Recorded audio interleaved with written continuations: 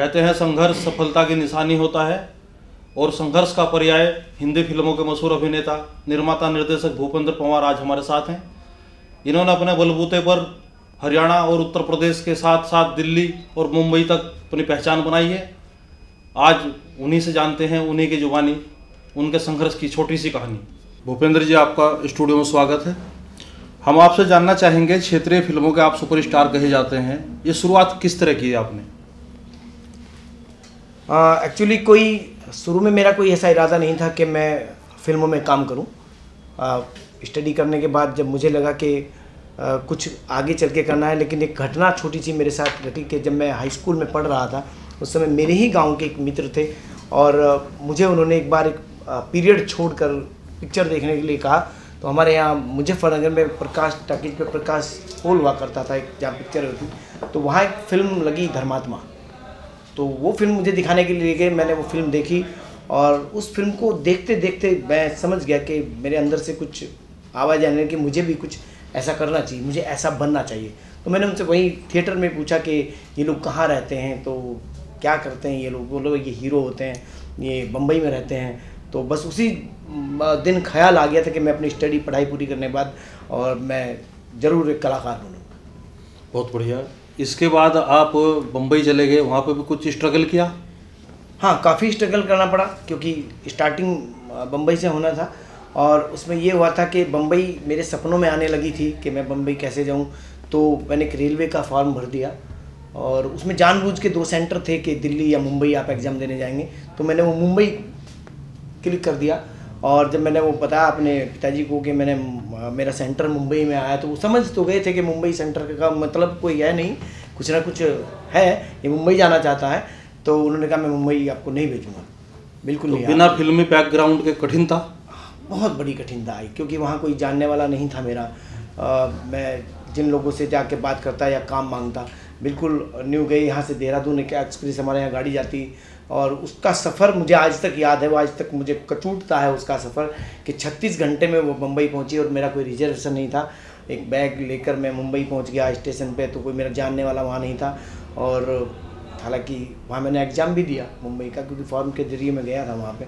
और उसके बाद मैं वहाँ से वापस नहीं लौटा, मुझे वहाँ 3 साल लगे। लेकिन 3 साल में काफ़ी स्ट्रगल के बाद मुझे कई फिल्में और कई सीरियलें वहाँ पर मिली और उनमें से एक सीरियल मेरा टूटी लकीरें आया करता था, बड़ा हिट रहा, तो वहाँ से मेरी लाइन निकल गई। कहते हैं किसी भी क्षेत्र में सफल होने के लिए गॉडफादर की ज़रूरत होती है, मिला कोई? गॉडफादर, जैसा कि मैंने आपको बताया, मेरा कोई गॉडफादर नहीं रहा, लेकिन मेरे जो गॉडफादर थे, मेरे अपने ही जो फादर थे, गन्ना विभाग में अधिकारी थे, तो वो ज़रूर चाहते थे कि भाई ये कुछ करे और इसकी इच्छा है कुछ करने की। तो समय समय पे मुझे सजेशन करते रहते थे क्या करना है और एज ए दोस्त हमको वो ट्रीट करते थे। पूरी पढ़ाई करने के बाद जब उन्होंने मुझसे पूछा था कि क्या करना चाहते हो, तो मैंने सीधे मेरे मुंह से निकला मैं हीरो बनना चाहता हूँ। जैसा परिवार में कोई फिल्मी ग्राउंड या माहौल नहीं था, विरोध नहीं हुआ? हाँ, काफ़ी विरोध हुआ। गांव में भी विरोध हुआ कि जैसे हमारे यहाँ आम भाषा में बोला जाता है ये चला है हीरो बनने, इस तरह की कुछ बातें होती हैं। तो उस तरह की बातें हुई, वो झेलनी पड़ी। लेकिन मुझे पता था कि आज ये लोग अगर कुछ बोल रहे हैं तो कोई बात नहीं, लेकिन कल ये जरूर मानेंगे। तो शुरुआती स्ट्रगल के बाद में कुछ हॉलीवुड अपने फिल्में भी की हैं, टीवी सीरियल्स किए हैं, उसके बाद? नहीं, हमारे यहाँ जैसे बॉलीवुड की इंडस्ट्री हमारे यहाँ जानी जाती है, तो बॉलीवुड में हमने थोड़े काम किया। मैं ये नहीं कहता कि बहुत बड़ा कोई हमने वहाँ बहुत बड़ा काम किया, हमें विफलताएँ ज़्यादा मिली सफलता की अपेक्षा है। लेकिन हमने फिर ये ठाना कि हमको अपना रीजनल सिनेमा पकड़ लेना चाहिए। तो हमारे रीजनल सिनेमा जो था वो हरियाणा का बोला जाता है हमारे यहाँ, ये क्षेत्र लगता है यूपी, जबकि काफ़ी बड़ा स्टेट है। हमने कई बार गवर्नमेंट को आगाह भी किया इस बारे में कि वो हमारी मदद करें, लेकिन ऐसा कुछ कोई गवर्नमेंट कर नहीं पाई। तो हरियाणा से हमने अपने आप को कैरियर शुरू किया। तो हरियाणा की लैंग्वेज और हिंदी लैंग्वेज ही हमारी फिल्में सेंसर होती हैं ज़्यादातर, तो उसमें हमने कुछ फिल्में अपनी बनाई हैं, अपनी प्रोडक्शन की बनाई। जैसे मेरा बैनर है टॉलीवुड इंडिया फिल्म्स के नाम से, उस पर जाट और नागिन, अनाड़ी बलमा। तो अभी लेटेस्ट ये कैसा तलाक मेरी एक फिल्म आई है बहुत अच्छी, जिसको अवार्ड भी मिला है। तो इस तरह की हम करते हैं। आज हम पूरा डिपेंड करते हैं अपने रीजनल सिनेमा पे। तो जैसा आपका प्रोडक्शन हाउस है, प्रोड्यूसर के रूप में कैसा अनुभव रहा? हाँ, बहुत अच्छा अनुभव रहा। वो तो जाहिर सी बात है कि भाई प्रोड्यूसर हैं तो फिर सब कुछ अपने जिम्मेदारी होती है काम करना। तो आज जिम्मेदारी से काम करते हैं। सीखा भी है लोगों से, जो और प्रोड्यूसर थे उनसे हमने सीखा भी है कि भाई वो कैसे मैनेज करते हैं इतनी बड़ी टीम को, इतने बड़े लोग लोगों को, सभी को। तो वहाँ से सीखते सीखते आज अच्छी खासी सुना है भूपेंद्र कुमार गुस्सैल प्रवृत्ति के हैं, तो अपना हीरोइनों से, साइड हीरोइनों से और निर्माता निर्देशक के साथ में कम बनती है। पहले ज़्यादा ऐसा होता था, अब तो ऐसा नहीं है, क्योंकि कई बार क्या होता है ना, एजुकेशन का एक फ़र्क पड़ता है। जब मैं बम्बई में था तो मैंने देखा कुछ लोग डायरेक्टर थे, असिस्टेंट डायरेक्टर थे, तो कुछ सीन ऐसे होते थे जिनको जब वो करते थे तो मुझे लगता था ये कहीं ना कहीं गलत कर रहे हैं, हमें वही करना चाहिए, क्योंकि फिल्म एक समाज का आईना है, जो समाज में होता है वो देती है, वही हमें करना चाहिए।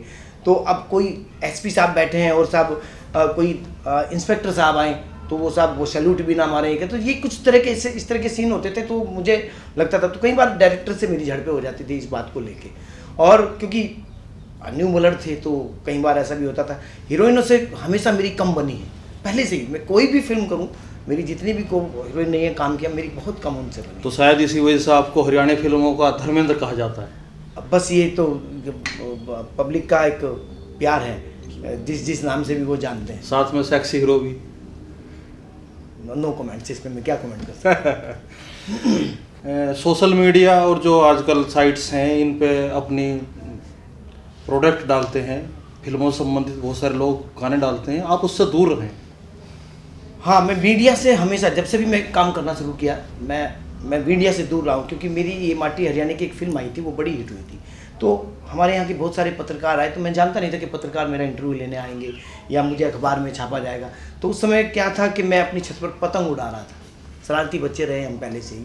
तो मेरे फादर मिले तो उन्होंने पूछा, साहब भूपेंद्र पवार से मिलना है, उनकी कोई फिल्म आई है, अच्छी खासी चल रही है, वो शामली में, मुझे फिल्म बहुत अच्छी चली थी।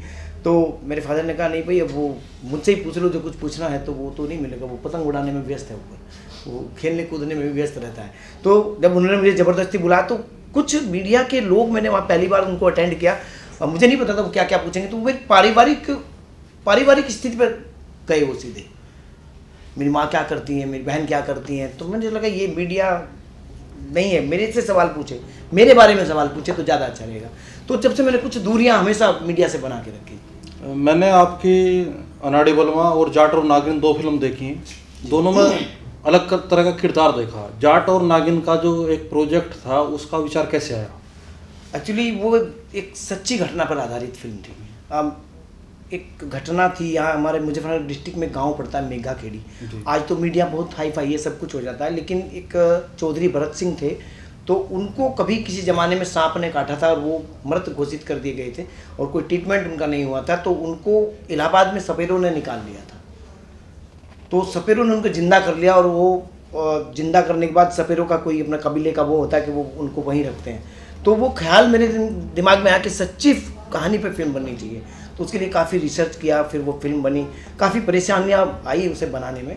मैंने उसमें देखा है, महसूस किया है, जो भूपेंद्र पवार रियल में है और जो रील में था, उसमें काफ़ी इमोशंस थे।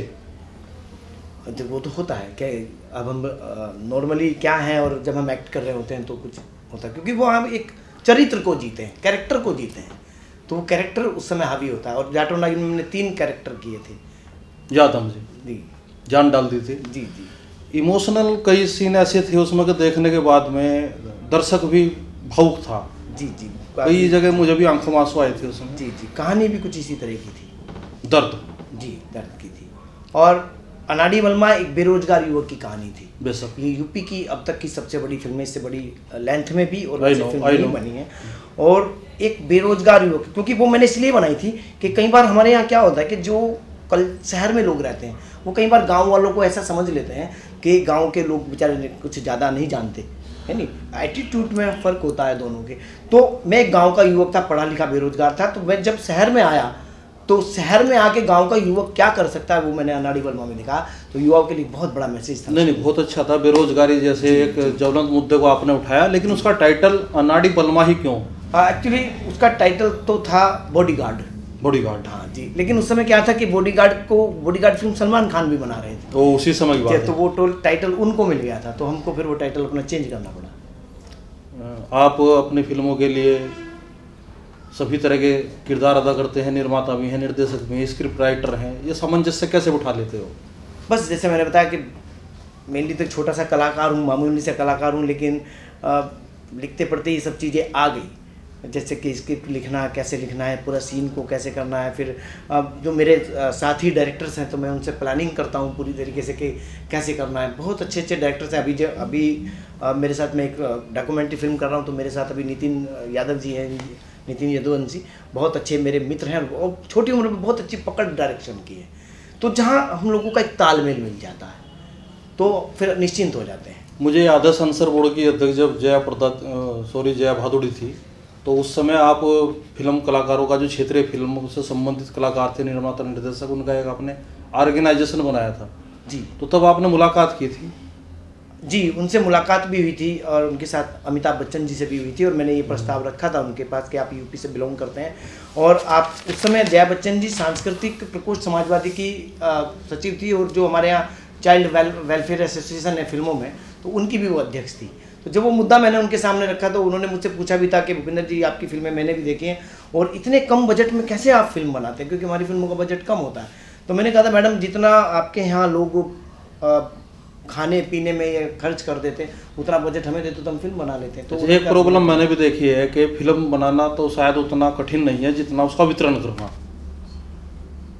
देखिए पहले कुछ अलग सिस्टम था, क्योंकि हमेशा ना ये चीज़ें बदलती रहती हैं।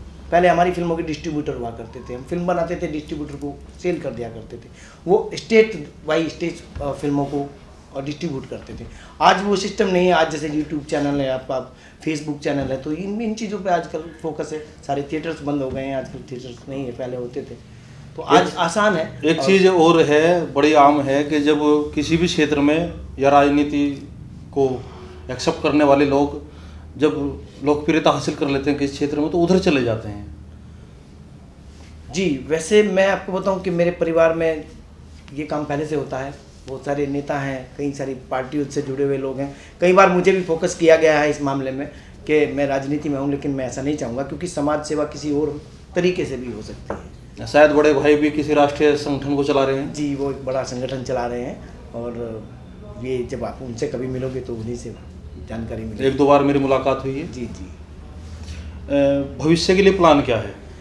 बस भविष्य में मेरा प्लानिंग ये है कि मैं कुछ अच्छे प्रोडक्ट बनाऊं, प्रोडक्शन करूं अपने बैनर के नीचे। अभी कुछ फिल्में हैं, जैसे कि कॉमेडी आजकल चलता है, तो कॉमेडी फिल्म है बब्बू भाई बीए पास।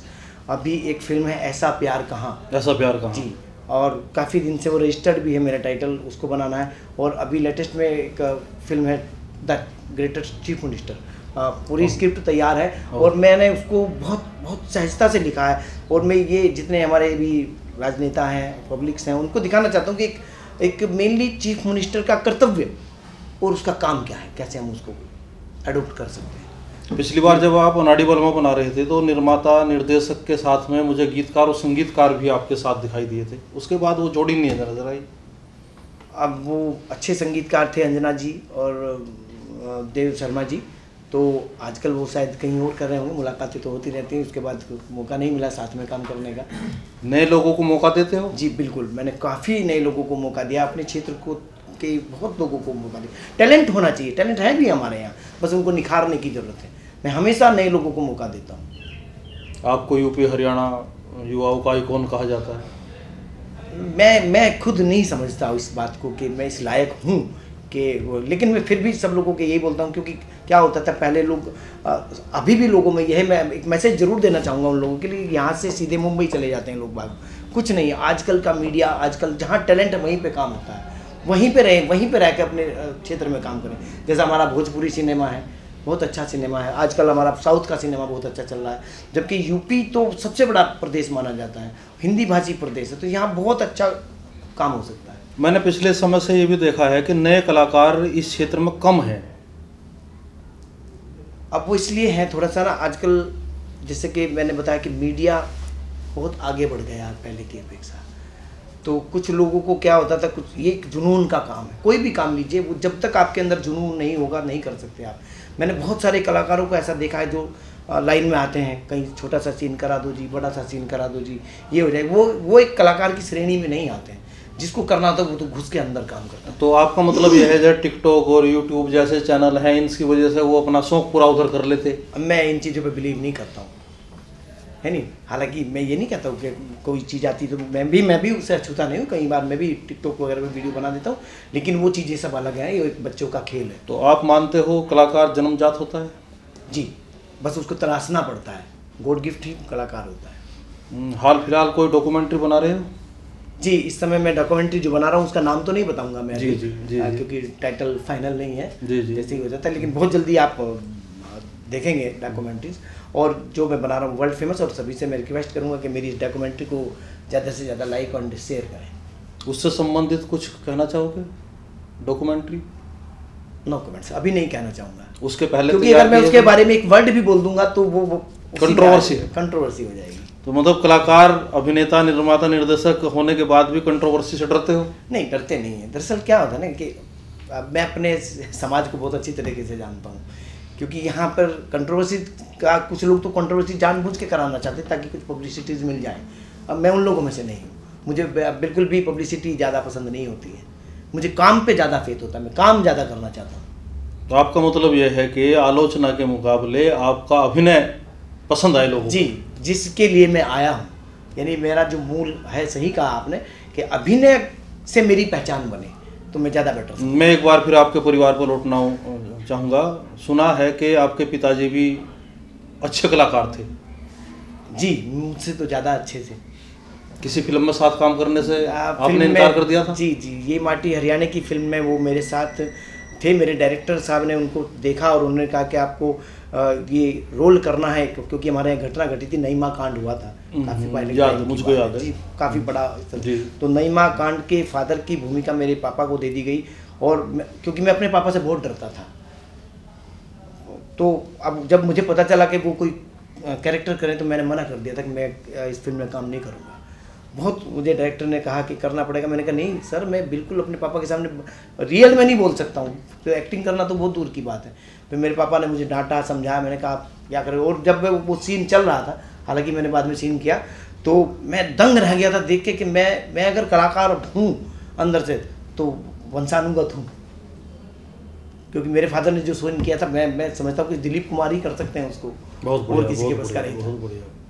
कहते हैं पिता पुत्र का अभिनय अगर साथ होता तो ग्रेट जी अपॉर्चुनिटी है, और वही चाहते थे। अब इस दुनिया में नहीं है, लेकिन जितना भी मुझे मिला तो मेरे फादर से मिला, उन्होंने बहुत सपोर्ट किया। अब उस चीज़ का एहसास काश ऐसा होता? बहुत, हमेशा ज़िंदगी भर रहेगा। बहुत बढ़िया। एक आखिरी सवाल जी। राजनीति मुजफ्फरनगर के इर्द गिर्द हमेशा घूमती है जी, इसका प्रभाव भी पड़ता है। एक कलाकार होने के नाते कैसा महसूस करते हो, समाज के लिए ये कितना घातक है? देखिए, राजनीति अच्छी चीज़ है, ऐसा नहीं है, बहुत राजनेता अच्छे भी हैं हमारे यहाँ, बहुत अच्छे अच्छे राजनेता, लाल बहादुर शास्त्री, चौधरी चरण सिंह, इंदिरा गांधी, बहुत अच्छे अच्छे लोग हुए हैं, लेकिन राजनीति को व्यापार बना दिया लोगों ने। जी जी जी, उस व्यापार के खिलाफ है, क्योंकि राजनीति का मतलब है कि आप प्रतिनिधित्व करें। MLA, MP ये प्रतिनिधित्व के लिए होते हैं, प्रतिनिधित्व अगर ये करें तो ज़्यादा अच्छा है, लेकिन अब इन्होंने व्यवसाय बना लिया राजनीति को। आपने देखा होगा, अब कल्चर दूसरा हो गया। पहले MP MLA किसी गांव में आते थे तो लोग इज्जत करते थे, लेकिन आज अपोजिट है, बदलाव है, बहुत बड़ा बदलाव है नहीं? आज वो आते हैं तो ठीक है। भूपेंद्र साहब, नए कलाकारों को जो इस इंडस्ट्री में आना चाहते हैं, कोई संदेश देना चाहोगे? बिल्कुल, उन्हें मैं हमेशा ये संदेश देना चाहूँगा कि वो जहाँ पर है, जिस जगह पर है, वहाँ पर मेहनत करें, और बाकायदा आइए। हम लोगों ने अगर प्रोडक्शन बनाई तो उन्हीं के लिए बनाई है, और संघर्ष सभी को करना पड़ेगा, मेहनत सभी को करनी पड़ेगी, जुनून सभी को, और बेटर ये है कि टैलेंट है तो मोस्ट वेलकम। थैंक यू, धन्यवाद। ये थे आज हमारे साथ में हिंदी, हरियाणा और यूपी फिल्मों के सुपरस्टार भूपेंद्र पंवार। बहुत अच्छा लगा उनसे बात करके। उन्होंने भविष्य के लिए भी कुछ प्लान किया है और एक संदेश दिया है कि जो भी कलाकार है वो जन्मजात होता है, अगर उसके पास टैलेंट है तो हमारे पास आइए और हमारे तरह आगे बढ़िए, निश्चित उसे मौका मिलेगा। धन्यवाद भूपेंद्र साहब। Thank you.